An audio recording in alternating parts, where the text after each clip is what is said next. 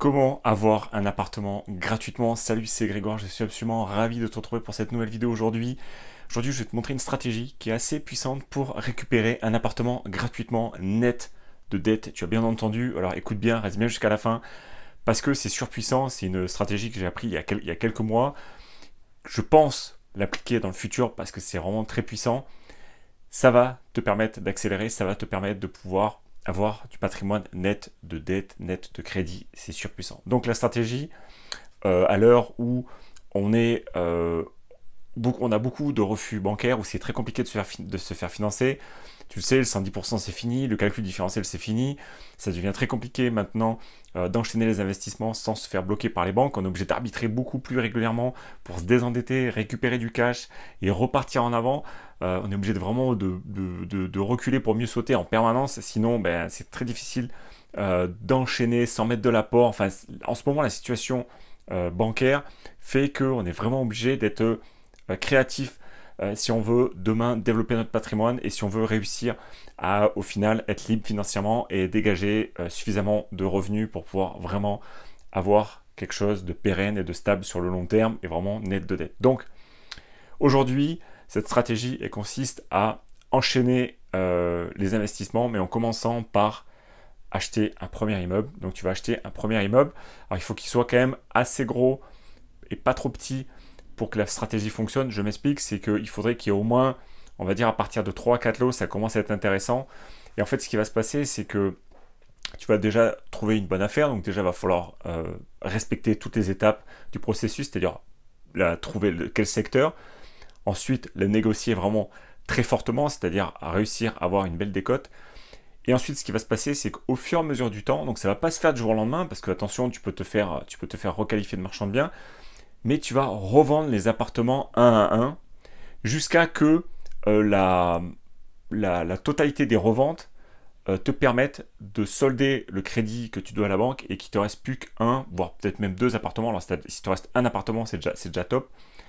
Pour qu'il te reste un appartement net de crédit, net de dette. Donc ça, c'est le top du top. Donc je répète la stratégie, c'est acheter un immeuble suffisamment gros et réussir à revendre les appartements un à un jusqu'à temps que le dernier appartement soit payé de dette et que du coup tu n'aies plus que cet appartement-là en patrimoine. Et du coup, ce qui va se passer, c'est que si tu réussis cette stratégie, tu vas forcément avoir du coup un appartement qui est net, qui a plus de dette, où il n'y a plus de crédit en face. Et du coup, comme tu es un investisseur malin, tu as très certainement voulu faire la location courte durée ou le louer à l'année.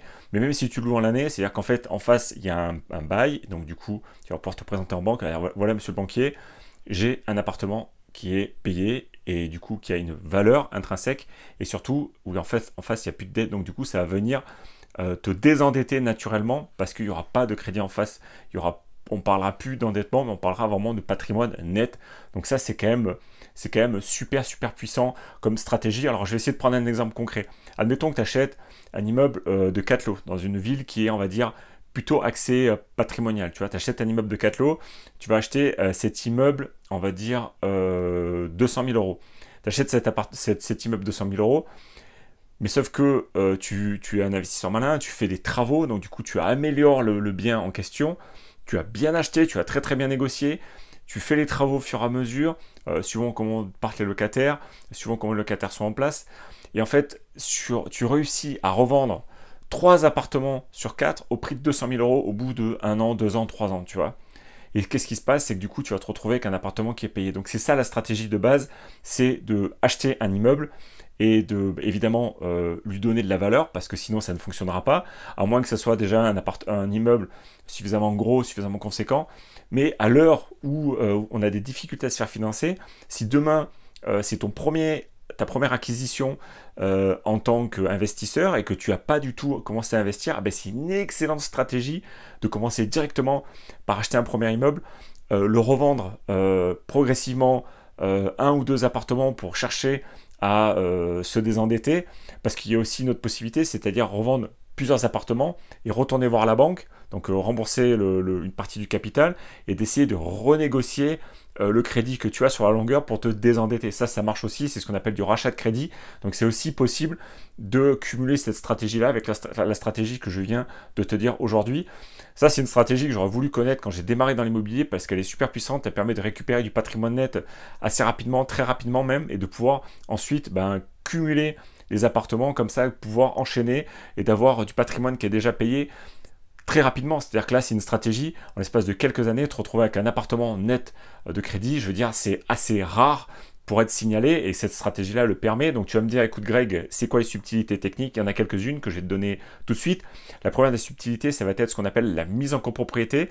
La mise en copropriété, c'est quoi? C'est tu achètes un ensemble immobilier, donc tu achètes un immeuble, tu vas devoir créer un règlement de copropriété, tu vas devoir faire une découpe, tu vas devoir ensuite enregistrer la copropriété chez un notaire, tu vas dire, oula mais Greg, où c'est qu'on s'embarque et tout ça. Alors, tu calmes les amis, ça va très bien se passer. Les géomètres experts sont là pour ça, ce sont des professionnels reconnus. Pour avoir bossé avec certains, ça se passe dans la globalité assez bien. Vous avez notamment le groupe Esprimo sur lequel vous pouvez nous rejoindre, on peut vous recommander des professionnels sur votre secteur pour ce type de pratique. Donc en fait, le géomètre va s'occuper de pratiquement tout.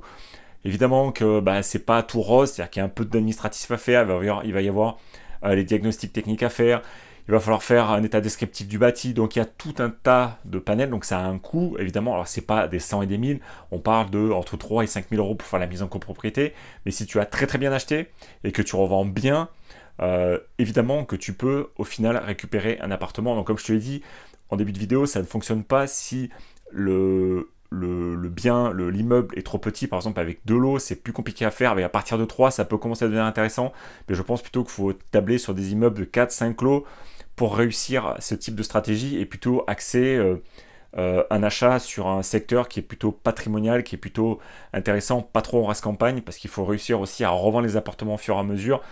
Ça, c'est pas forcément le plus évident.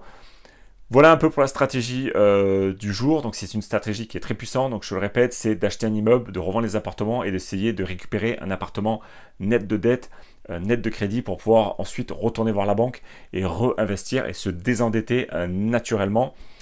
Si tu es encore là, je te mets juste ici, tu peux cliquer sur ce carré, un dossier, 1 heure de formation offerte pour un dossier bancaire. Tu as aussi des liens dans la description autour de l'immobilier, n'hésite pas à aller faire un petit tour. Mets un énorme pouce like, ça me soutient pour continuer à faire des vidéos sur cette chaîne, ça me montre que tu apprécies le contenu, c'est très important pour moi. Je te dis à très vite, n'oublie pas de cliquer ici et à bientôt, ciao ciao.